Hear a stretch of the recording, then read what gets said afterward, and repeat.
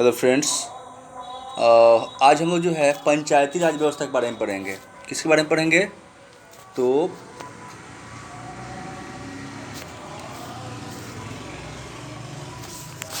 पंचायती राज व्यवस्था के बारे में पढ़ेंगे, है ना।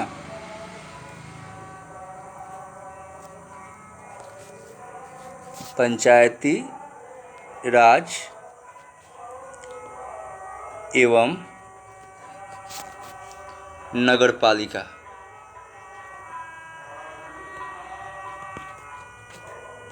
है ना। नगरपालिका के बारे में पढ़ेंगे, ठीक है। नगरपालिका को इंग्लिश में म्यूनिसिपैलिटी बोलते हैं,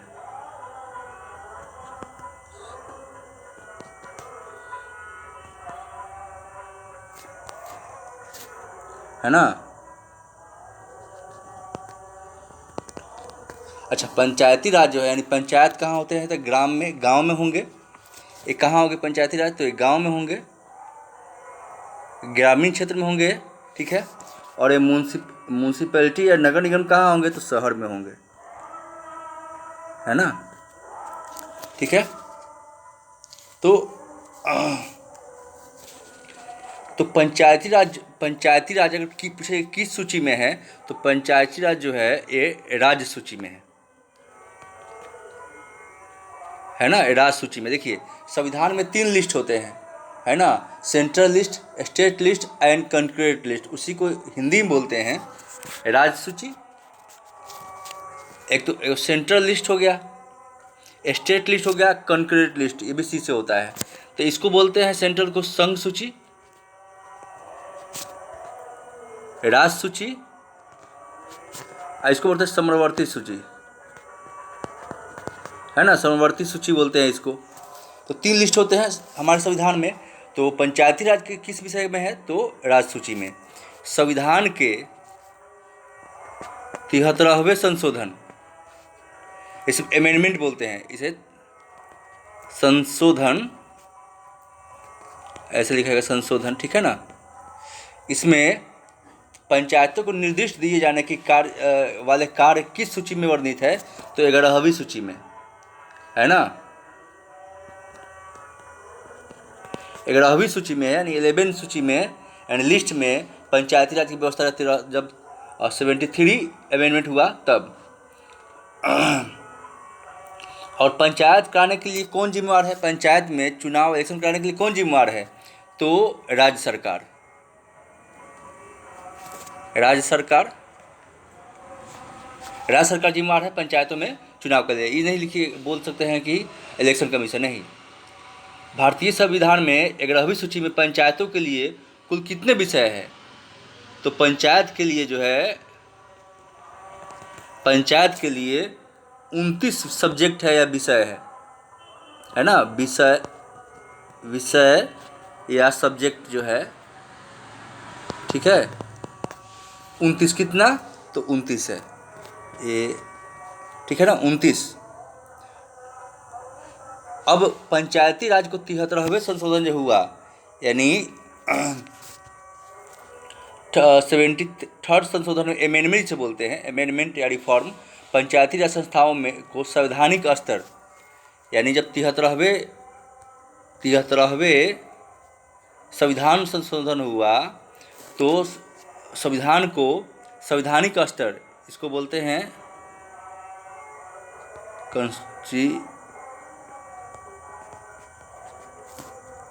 कॉन्स्टिट्यूशनल, ऐसे कॉन्स्टिट्यूशनल स्टेटस दिया गया, यानी संवैधानिक स्तर दिया गया। पहले जो पंचायत चुनाव जो है वो जब मन कर तब हुआ, नहीं हुआ, ऐसा था। लेकिन 73वें संविधान संशोधन में एक कर दिया गया कि राज्य सरकार को नियमित रूप से 5 वर्ष पर शहर में या गांव में एक पंचायतों के चुनाव या म्यूनसिपैलिटी का चुनाव कराना होगा, और उनको फंड भी मिलने लगा, ज़्यादा पावर भी मिलने लगे, और 29 सब्जेक्ट जो है इसमें रहे। पंचायत इलेक्शन कराने के लिए कितने वर्ष तक? 5 वर्षों पर जो है, 5 वर्षों पर पंचायतों में इलेक्शन कराया जाता है, ठीक है। और पूछा जाए कि किस अनुच्छेद में, किस आर्टिकल के अंतर्गत में पंचायतों को संवैधानिक दर्जा दिया गया है? तो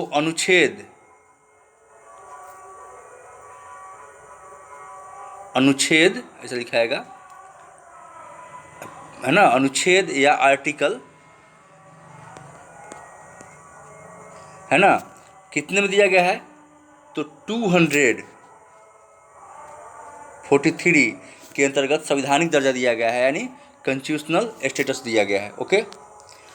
और राष्ट्रीय पंचायत राज दिवस कब मनाया जाता है, तो राष्ट्रीय पंचायत दिवस जो है वो 24 अप्रैल को मनाया जाता है, ठीक है ना, 24 अप्रैल को मनाया जाता है। अब भारत में सर्वप्रथम पूछा क्वेश्चन आया कि भारत में सर्वप्रथम पंचायती राज का जो है शुरुआत कहाँ से हुआ, शुभारंभ कहाँ हुआ, तो 2 अक्टूबर, है ना, 1959 में, 1959 में नागौर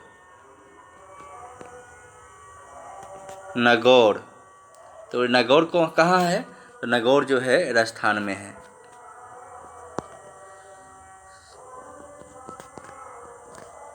राजस्थान से शुरू किया गया, कहाँ से, नागौर, 2 अक्टूबर 1959 से शुरू किया राजस्थान से। त्रिस्तरीय, है ना, त्रिस्तरीय जो है पंचायती राज स्थापित करने के अनुसार सर्वप्रथम कौन समिति ने किया था कि पंचायत जो है त्रिस्तरीय होगा, मान लीजिए से, है ना, त्रिस्तरीय होगा, ये अनुशंसा कौन से कमीशन ने दी थी और किस समिति के द्वारा दिया जाता था, बलवंत, है ना,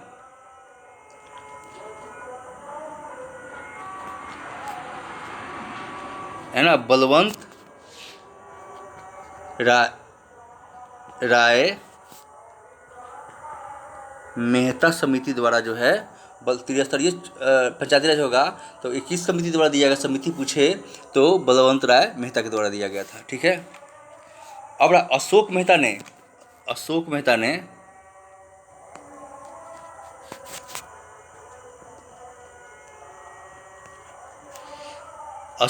क्या किया, तो अशोक मेहता ने जो है पंचायती राज के लिए किस प्रतिमान मॉडल, कौन से मॉडल प्रस्तुत किए थे, तो वो 2 स्तरीय, कौन से मॉडल प्रस्तुत किए थे, तो वो द्विस्तरीय बोलते कि द्विस्तरीय रहने दिए जाए, लेकिन बलवंत राय ने कहा कि नहीं 3 स्तरीय, है ना। ओके। पंचायतों और नगर पालिकाओं के संबंध में संविधान में किस वर्ष प्रावधान किया गया, मैंने पंचायत और नगर पालिका यानी पंचायत और म्यूनसिपैलिटी के बारे में कब भारतीय संविधान में किस वर्ष प्रावधान किया गया, तो ये 1993 में, 1993 में, है ना, किया गया, है ना, वर्ष 1993 में पंचायतों और नगर पालिकाओं के संबंध में भारतीय संविधान में किस वर्ष प्रावधान किया गया, प्रोविजन किया गया, प्रधान मतलब प्रोविजन, तो 1993 में किया गया। पंचायती राज को किस संशोधन द्वारा स्वशासन की इकाई के रूप में गठन किया गया, तो 73वें। अगर क्वेश्चन हो कि पंचायती राज को किस संशोधन द्वारा स्वशासन की इकाई के रूप में संगठित किया गया, ऑर्गेनाइज किया गया, तो भारतीय संविधान के 73वें संशोधन के द्वारा, ठीक है ना। पंचायत राज को संवैधानिक यानी कॉन्स्टिट्यूशनल स्टेटस देने की, प्रस्तुत करने की कौन समिति ने कहा था कि दिया जाए, तो समिति का नाम था एल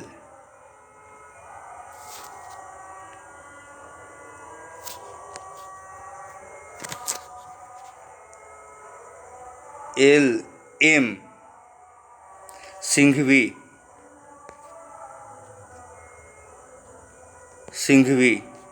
एम एल सिंघवी की समिति ने जो है कहा था कि पंचायती राज को संवैधानिक स्टेटस यानी संवैधानिक स्थिति जो है प्रदान की जाए। और किस राज्य में पंचायत समितियों को, जिला परिषदों को भी मतलब कर लगाने की, टैक्स लगाने की शक्ति दिया गया है, तो ये तीन राज्य है। कौन कौन राज्य है, तो एक तो है गुजरात है, दूसरा कौन है, महाराष्ट्र,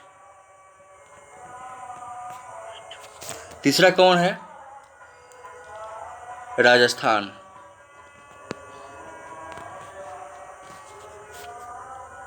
ठीक है ना, राजस्थान।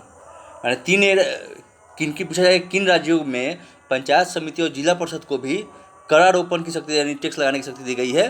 तो ये है गुजरात, महाराष्ट्र और राजस्थान। ब्लॉक स्तर यानी ब्लॉक लेवल पर पंचायती समिति का स्वरूप क्या है? तो प्रशासनिक प्राधिकरण, एडमिनिस्ट्रेटिव अथॉरिटी होती है। क्वेश्चन हो कि ब्लॉक स्तर पर है ना पंचायत राज समिति क्या स्वरूप है, यानी एडमिनिस्ट्रेटिव अथॉरिटी क्या है? तो ब्लॉक स्तर पर क्या है? तो प्रशासनिक प्राधिकरण है, यानी एडमिनिस्ट्रेटिव अथॉरिटी है। क्या है? और इंग्लिश की बात किया जाए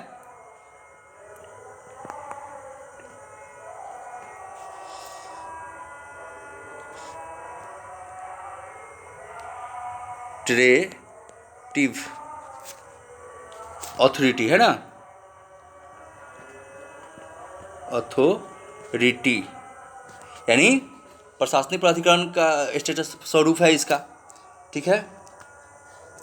पंचायती राज का लक्ष्य क्या होता है, एम क्या है?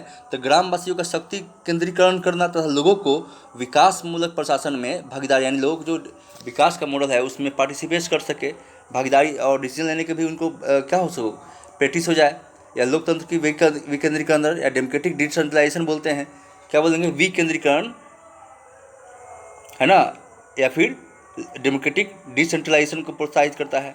यदि पंचायत भंग होती है तो कितनी अवधि के लिए, और पंचायत भंग हो जाए तो 6 माह के लिए।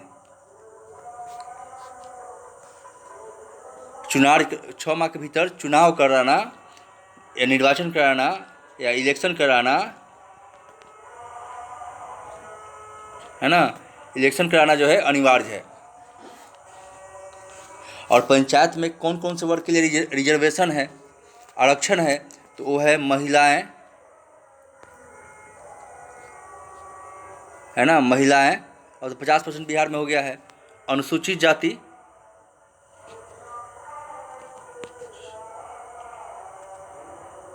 अनुसूचित जाति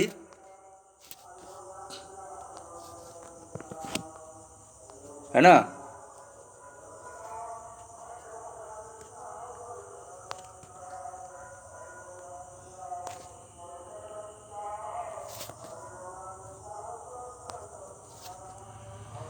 अनुसूचित जाति, अनुसूचित जनजाति जिसको एसटी बोलते हैं, ट्राइबल पीपल बोलते हैं, के लिए जो है यानी वोमेन एसटी और एससी शेड्यूल कास्ट, इंग्लिश बात, इसके लिए जो है रिजर्वेशन दिया गया है। 33% का था है ना, 33% का था, लेकिन बिहार जो है 50% की, और भी राज्य है जो 50% कर दिए महिलाओं को। ठीक है ना, आरक्षण, यानी इतने महिलाएं सीट इतने पर जीतेंगी। और बात करें तो जो हमारा 11th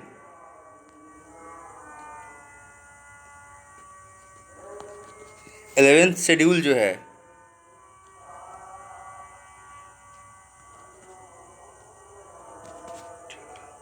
जिसको 11वीं अनुसूची बोलेंगे, अनुसूची ऐसे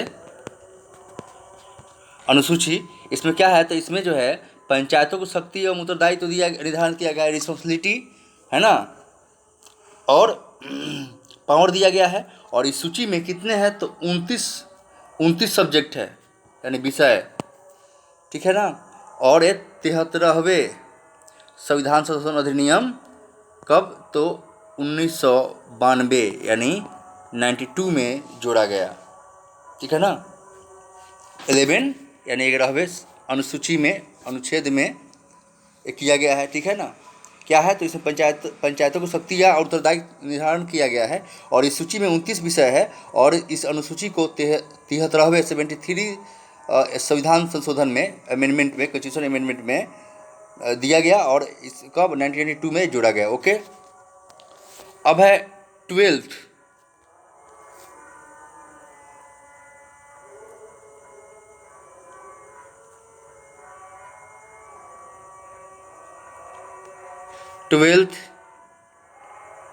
शेड्यूल या 12वीं अनुसूची। इसमें क्या है? तो इसमें नगर पालिका को यानी म्यूनसिपैलिटी जिसे बोलते हैं, है ना, म्यूनसिपैलिटी या नगर पालिका को शक्ति और उत्तरदायित्व दिया गया है। और इस सूची में कितना विषय है, तो 18 सब्जेक्ट है। और ये 74वें संविधान संशोधन के द्वारा ये भी 1992 में जुड़ा गया। यानी 11 में क्या है, 11 में तो पंचायत राज की शक्तियाँ उत्तरदायित्व दिया गया है, रिस्पॉन्सिबिलिटी दी गई है। और 29 विषय है और 73वें संशोधन द्वारा 1992 में जोड़ा गया है 1992 में। और 12वीं अनुसूची में यानी 12th शेड्यूल्स में नगर पालिकाओं के म्यूनसिपैलिटियों की शक्ति और उत्तरदायित्व बताई गई है। और इसमें 18 विषय है और इस अनुसूची को, है ना, यानी कि शेड्यूल को 74वें यानी 74th संशोधन में 1992 में जोड़ा गया है। ठीक है ना, ओके। और 73वें संविधान संशोधन द्वारा महिलाओं को 33% आरक्षण दिया गया। अब इसमें बात किया जाए तो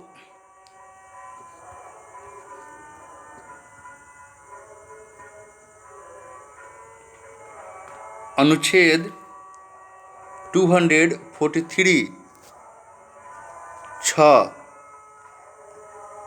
है ना, या और इंग्लिश बात करें तो आर्टिकल 243 जी किससे संबंधित है, तो ये 11th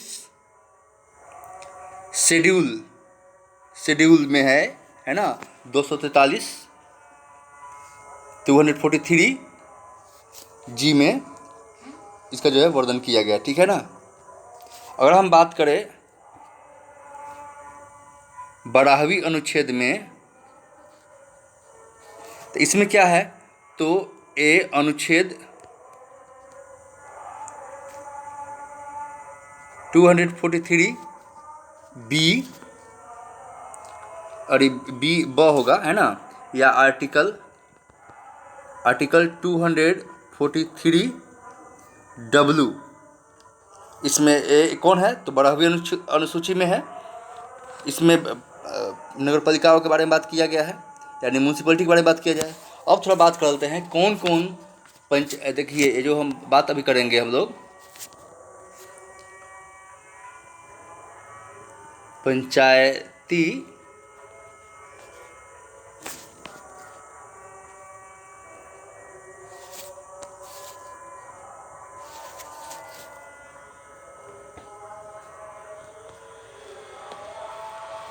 पंचायती राज व्यवस्था, पंचायती राज व्यवस्था से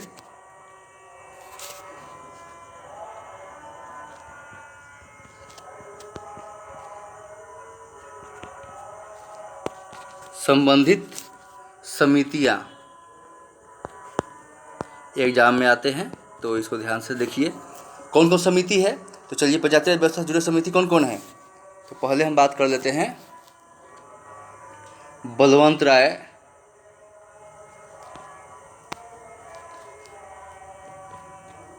बलवंत मेहता समिति। ये जो है 1957 में गठित हो गई थी। दूसरा में आते हैं अशोक मेहता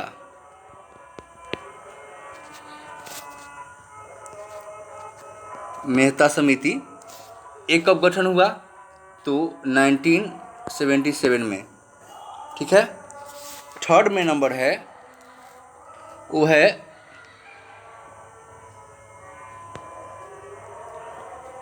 जीवी के राव समिति। एक कब गठन हुआ, तो 1985 में गठन हुआ इसकी। ठीक है। अब आता है 4 में LM सिंघवी।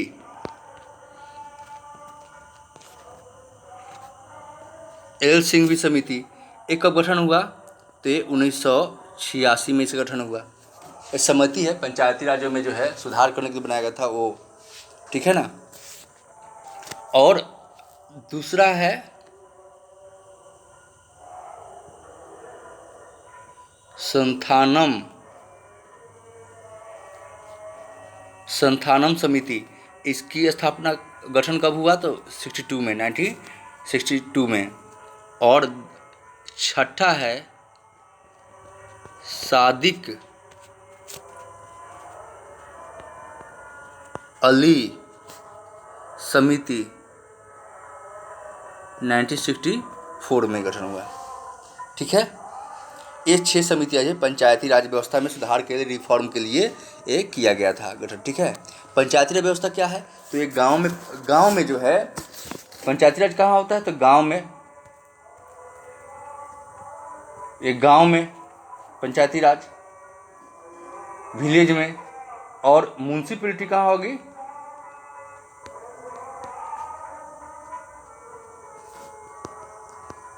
म्यूनसिपैलिटी शहर में होगा, जहाँ मेयर उप मेयर होते हैं, है ना।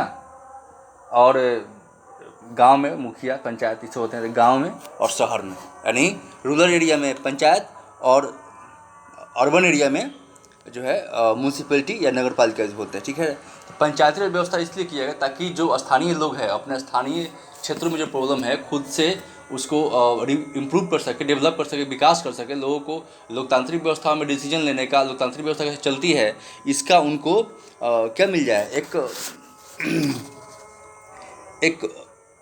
एक सीख मिले, प्रैक्टिस हो जाए, इसलिए इसे व्यवस्था किया गया।